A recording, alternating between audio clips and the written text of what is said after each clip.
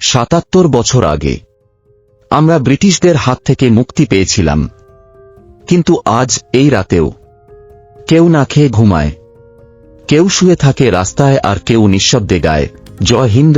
এই কি তবে সেই স্বপ্নের স্বাধীনতা যেখানে কণ্ঠ থমকে যায়, চোখে জল থাকে আর অন্যায় বেঁচে থাকে আইনের ছায়ায়?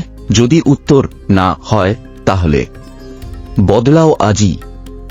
মনে রেখো, স্বাধীনতা কাগজে নয়, স্বাধীনতা মানুষের জীবনে। সংবিধান কাগজে স্বাধীনতা দেয়, কিন্তু বাস্তবে এক মেয়ে চোখ ভিজিয়েছে ন্যায় না পেয়ে, এক যুবক চলে গেছে কাজের অভাবে, আর একটা জাতি আজও যুদ্ধ করছে নিজেরই মধ্যে। মুক্তি মানে শুধু বিদেশি শাসন থেকে নয়, মুক্তি মানে অন্যায়ের বিরুদ্ধে দাঁড়ানো, সত্যিকারের স্বাধীনতা।